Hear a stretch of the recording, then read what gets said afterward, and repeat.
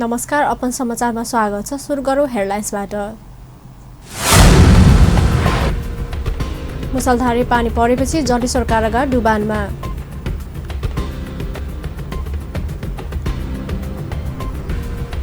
संवैधानिक निकायको नाममा त्यसलाई मान्दिन भन्दै हिँड्ने छुट कसैलाई नभएको कानुन मन्त्री ढकालको स्पष्ट।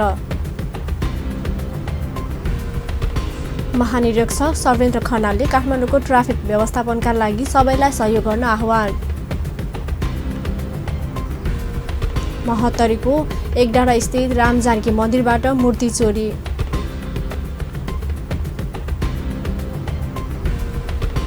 र बाराको सिमरा स्थित उद्योगमा आग लागि लाखौंको क्षति। अब समाचार विस्तारमा। शुक्रबार बिहान मुसलधारे पानी परेपछि जलेश्वर कारागार डुबानमा परेको छ। बिहान 1.5 घण्टासम्म भीषण रूपमा परेको मुसलधारे पानीको कारण महोत्तरी, धनुषा र केही वर्षदेखि सर्लाही जिल्लाको समेत संयुक्त कारागारको रूपमा रहेको जलेश्वर कारागार डुबानमा परेको हो। झण्डै 160 वर्ष पुरानो राणाकालीन समयमा निर्माण भएको जलेश्वर कारागार जलेश्वर नगरपालिका 2 मा सबैभन्दा गहिरो स्थानमा अवस्थित छ भने वर्षाको बेला यो कारागार पटक पटक डुबानमा पर्ने गरेको निमित्त जेलर प्रदीप कुमार शाहले बताउनुभयो। कारागारभित्र कैदीबन्दी बस्ने बन्दीबाट पानी निकासका लागि बनाइएको नाला भएर पनि बाहिरको पानीभित्र प्रवेश गरेर पुरै कारागार जलमग्न र अस्तव्यस्त भएको छ। जलेश्वर कारागारमा हाल 419 जना पुरुष, 41 जना महिला र 3 आश्रित बालबालिका गरी जम्मा 463 जना कैदबन्दी रहेका छन्। त्यस्तै कारागार सुरक्षाका लागि खटिएका सशस्त्र प्रहरी र नेपाल प्रहरी बस्ने ब्यारक समेत पानीले प्रभावित बनेको छ। वर्षाको बेला बाहिरी सहरको पानी समेत नाला भएर कारागारमा प्रवेश गर्दा हुने गरेको समस्याबारे जलेश्वर नगरपालिकालाई पटक पटक लिखित र मौखिक रूपमा आग्रह गर्दा पनि कुनै सुनवाई नगरिएको निमित्त जेलर शाहले गुनासो गर्नुभयो।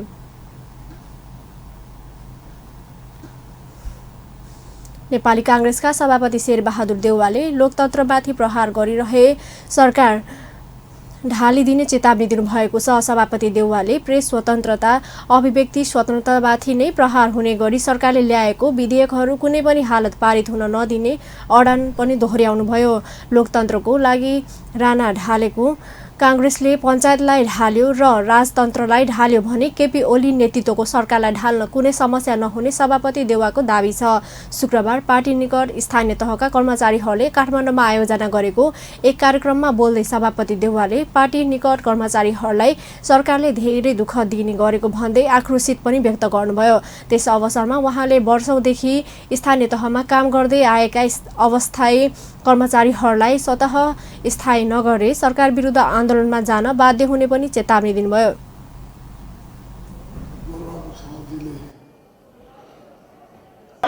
त्यसैगरी 31 नम्बर वडाका नारायण प्रसाद भण्डारीज्यू, त्यसैगरी धेरै ठाउँमा हामीले आन्दोलन गरेपछि मुसिलले फिर्ता गरेको सोचेको थियो, तर अझै खारेज गरेका छैन।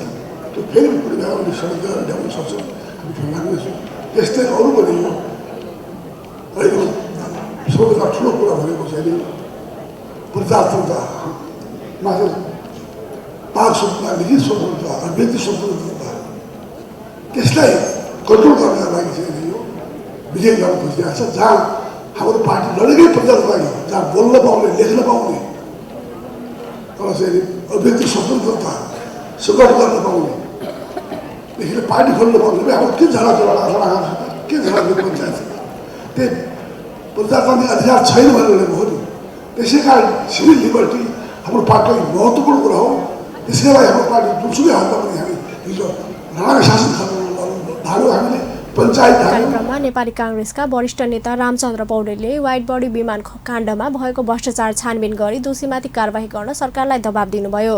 उहाँले भ्रष्टाचार नियन्त्रण गर्न नसकेकै कारण मुलुक सङ्कटतर्फ उन्मुख भएको उल्लेख गर्दै त्यसलाई नियन्त्रण गर्न तत्काल ठोस कदम चाल्न पनि सरकारलाई सचेत गराउनुभयो।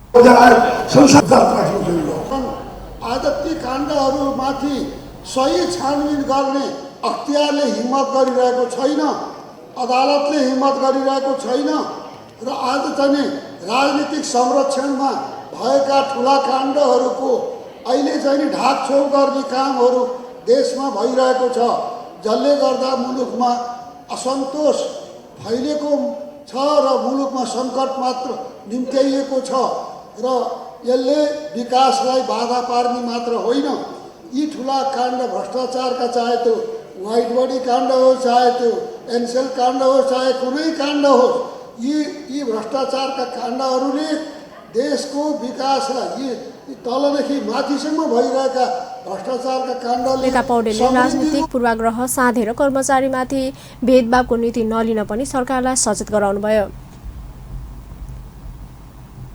वरिष्ठ पत्रकार भैरव रिसालले ज्येष्ठ नागरिकलाई स्वैच्छिक मरण गर्न पाउने कानुनी व्यवस्था गर्न सरकारसँग माग गर्नुभएको छ। वरिष्ठ पत्रकार रिसालले धेरै विद्वान छोराछोरीको ज्येष्ठ नागरिकले पनि कठिनका साथ जिउनु परेकाले उनीहरूले चाहेमा स्वैच्छिक मरण गर्न पाउने कानुनी व्यवस्था गरिदिन सरकारसँग आग्रह गर्नुभएको हो। वरिष्ठ पत्रकार रिसालले विश्वका कतिपय मुलुकमा ज्येष्ठ नागरिकहरूले चाहेमा स्वैच्छिक मरण गर्न पाउने कानुनी व्यवस्था रहेको तर्फ पनि सरकारको ध्यान आकर्षण गराउनुभयो। शुक्रबार संघीय संसदको महिला तथा सामाजिक समितिको बैठकमा ज्येष्ठ नागरिक सम्बन्धी विधेयकमाथि सरोकारवालाहरूसँगको छलफलमा भाग लिँदै वरिष्ठ पत्रकार रिसालले ज्येष्ठ सासू ससुरालाई स्याहार गर्ने बुहारी मध्येबाट उत्कृष्टलाई पुरस्कार दिने व्यवस्था गर्न पनि सरकारलाई सुझाव दिनुभयो।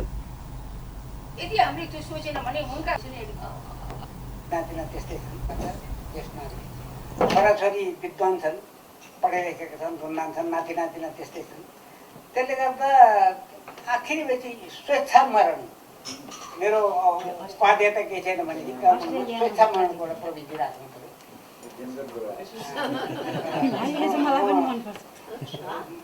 मेरो काम नभएपछि म इच्छा पर्यो भने म मर्न पाउनु पर्यो। बैठकमा राष्ट्रिय ज्येष्ठ नागरिक महासङ्घका अध्यक्ष एवं वरिष्ठ कलाकार मदन दास श्रेष्ठले ज्येष्ठ नागरिकलाई वृद्धाश्रममा नभए घरमा नै पालन पोषण गर्ने बाध्यकारी कानुनमा व्यवस्था गर्न सरकारको ध्यान आकर्षण गराउनुभयो। उहाँले ज्येष्ठ नागरिकको पालन पोषणका लागि नैतिक शिक्षाको उचित व्यवस्था गर्न पनि सरकारसँग माग गर्नुभयो।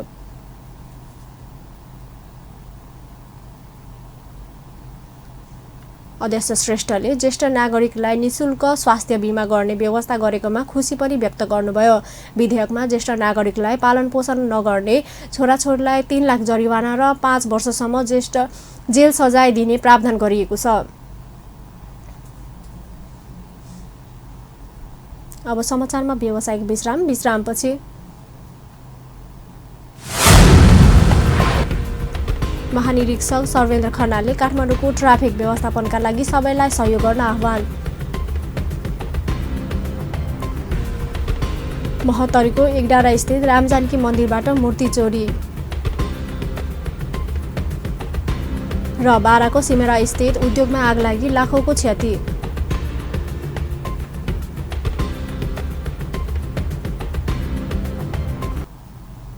विश्रामपछि समाचारमा स्वागत छ। अब बाँकी प्रसङ्ग। कानुन न्याय तथा संसदीय मामिला मन्त्री भानुभक्त ढकालले राष्ट्रिय मानव अधिकार आयोगका अध्यक्ष अनुप्रास शर्मालाई आफूले भने अनुसार नभए मान्दिन भन्ने छुट नरहेको दावी गर्नुभएको छ। मन्त्री ढकालले राष्ट्रिय मानव अधिकार आयोगको ऐन संशोधन सम्बन्धी विधेयक संविधान सम्मत ढङ्गले आए पनि संवैधानिक निकायको नाममा त्यसलाई मान्दिन भन्दै हिँड्ने छुट कसैलाई पनि नभएको स्पष्ट पार्नुभयो। उहाँले आयोगका अध्यक्ष शर्माप्रति सङ्केत गर्दै संवैधानिक निकायको व्यक्ति हुँ भनेर आफूले भने अनुसार नै हुनुपर्ने भन्नेलाई पनि छुट नदिने राष्ट्र सायद नेपालमा मात्रै भएको दावी गर्नुभयो। शुक्रबार संघीय संसदको कानुन न्याय तथा मानव अधिकार समितिले सिंहदरबारमा आयोजना गरेको मानव अधिकार सम्बन्धी अनुभव आदान प्रदान सम्बन्धी कार्यक्रममा उहाँले नेपालमा मानव अधिकारको अधिकतम उपयोग गर्ने छुट जो कोहीलाई पनि रहेको बताउनुभयो। मन्त्री ढकालले सरकारले सरकारवादी मुद्दाको न्याय निरूपण गर्ने अधिकार महान्यायाधिवक्ताको कार्यालय संविधान अनुसार नै दिएको दावी गर्दै त्यसमा राष्ट्रिय मानव अधिकार आयोगले असन्तुष्टि जनाउनु पर्ने कुनै कारण नरहेको पनि बताउनुभयो।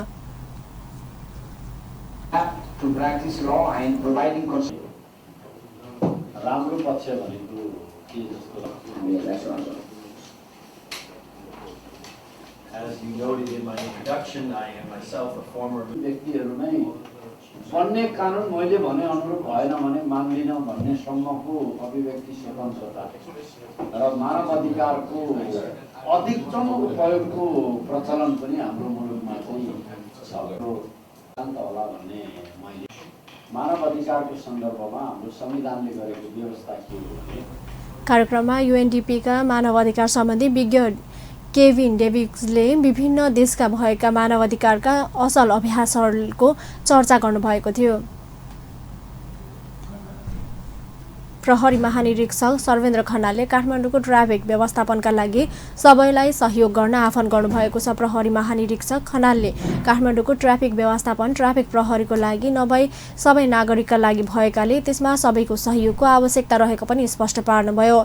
शुक्रबार महानगरीय ट्राफिक प्रहरी महाशाखाले काठमाडौँमा आयोजना गरेको एक कार्यक्रममा बोल्दै उहाँले सडक दुर्घटना न्यूनीकरणका लागि पनि सबैको सहयोगका जरुरी रहेको पनि बताउनुभयो। प्रहरी महानिरीक्षक खनालले समय निकालेर यात्रामा निस्कन पनि सवारी चालकहरूलाई आग्रह गर्नुभयो। समयमा ननिस्किने अनि गन्तव्यमा ढिला पुगे ट्राफिक जामलाई दोष दिने प्रवृत्तिको पनि अन्त्य हुनुपर्ने महानिरीक्षक खनालको भनाइ छ।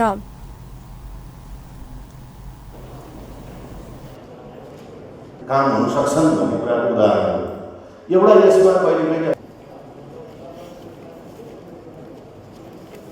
सबैले हाम्रो साझा जिम्मेवारी हो, साझा दायित्व हो भन्ने, हामी सबैको क्यापिटल सिटी हो, हामी सबैको नेपाल, हामी सबैले हेर्नुपर्छ र सबैभन्दा अर्को डिसेन्ट अथवा राम्रो एउटा चाहिँ नागरिक छन् भनेर एउटा।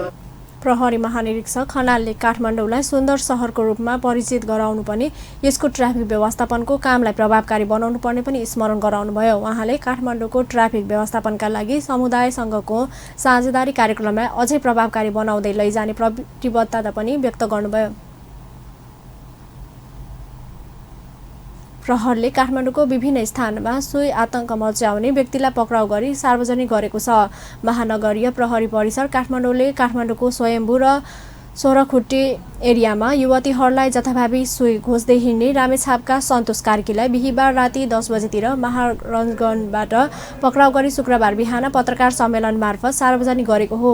पीडित युवतीहरूले दिएको उजुरीको आधारमा निज कार्कीलाई पक्राउ गरिएको महानगरीय प्रहरी परिसर काठमाडौँका प्रमुख एसएसपी उत्तमराज सुवेदीले जानकारी दिनुभयो। काठमाडौँको महाराजगञ्जमा आफ्नै दाजुसँग मिलेर रेस्टुरेन्ट सञ्चालन गर्दै आएका कार्कीले बेलुका 9 बजेतिर आफ्नो रेस्टुरेन्टबाट फर्कने क्रममा स्वयम्भू र सोह्रखुट्टे क्षेत्रमा एकान्तमा भेटिएका महिलाहरूमाथि काठको छेको वा दलौटको काठीले घोच्ने गरेको उनको प्रारम्भिक बयानबाट खुल्न आएको पनि प्रहरले जनाएको छ। नैकाप बस्दै आएका निज कार्कीले प्रयोग गर्दै आएका 47 प 1331 नम्बरको मोटरसाइकल पनि प्रहरले बरामद गरेको छ।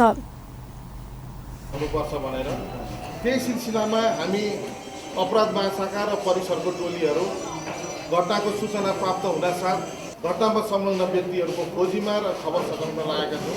यसै सिलसिलामा चाहिँ हिजो अन्दाजे 10 बजेको समयमा चाहिँ साँझ 10 बजेको समयमा चाहिँ महाराजगञ्जबाट चाहिँ हामीले त्यो घटनामा संलग्न व्यक्तिलाई चाहिँ हामीले नियन्त्रणमा लिन सफल भएका छौँ। यसमा चाहिँ निजको नाम चाहिँ सन्तोष कार्की भन्ने खुलेको छ। निजले चाहिँ यी सबै घटनाहरूमा चाहिँ आफ्नो संलग्नता स्वीकार गरेको छ र केही दिन अघिदेखि विभिन्न समाचार माध्यम र सामाजिक सञ्जालमा समेत यो घटनाले सनसनी मचाएपछि प्रहरले पीडित युवतीको उजुरीको आधारमा खोज तलासको कामलाई तीव्रता दिएको थियो। सो घटनामा हालसम्म कार्कीको मात्रै संलग्नता नरहेको पनि प्रहरीको प्रारम्भिक अनुसन्धानमा उल्लेख गरिएको छ। अब समाचारमा पूर्ण व्यावसायिक विश्रामपछि महोत्तरीको एकडाँडा स्थित रामजानकी मन्दिरबाट मूर्ति चोरी।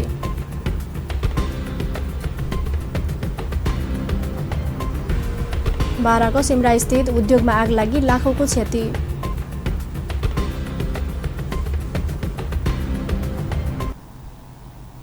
विश्रामपछि समाचारमा पूर्ण स्वागत छ। अब बाँकी प्रसङ्ग।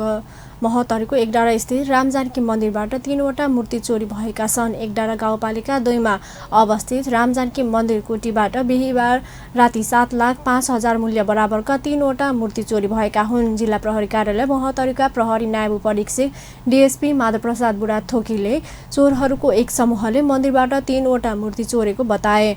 सो मन्दिरमा रहेका प्रतिगोटा 2,50,000 किनेर स्थापना गरेको अष्टधातुको 15-15 किलोग्रामको 1.5 फिटको भगवान राम, सीता र लक्ष्मणको मूर्ति चोरिएको डीएसपी बुढाथोकीले जानकारी दिए।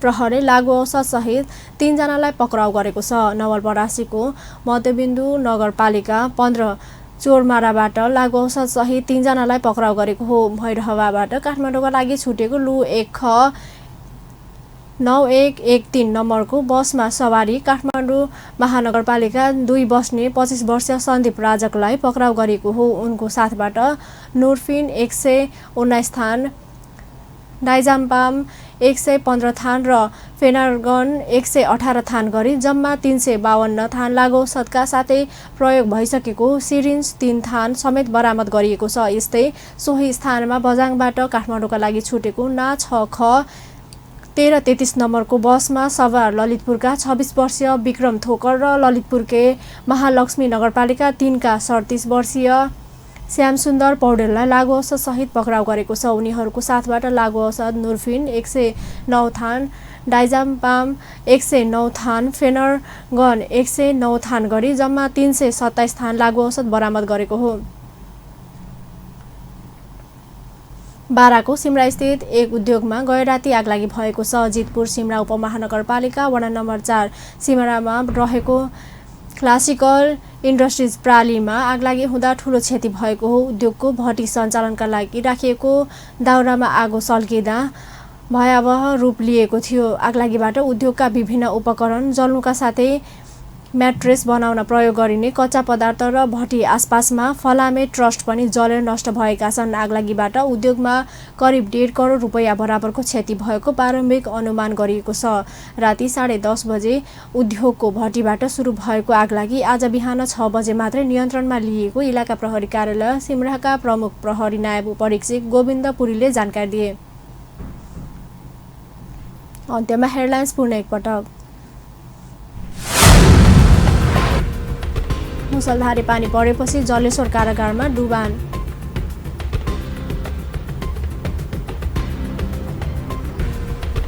संवैधानिक निकायको नाममा त्यसलाई मान्दिन भन्दै हिँड्न छुट कसैलाई नभएको कानुन मन्त्री ढकालको स्पष्ट। महानिरीक्षक सर्वेन्द्र खनालले काठमाडौँको ट्राफिक व्यवस्थापनका लागि सबैलाई सहयोग गर्न आह्वान। महत्तरीको एक डाँडा स्थित रामजानकी मन्दिरबाट मूर्ति चोरी।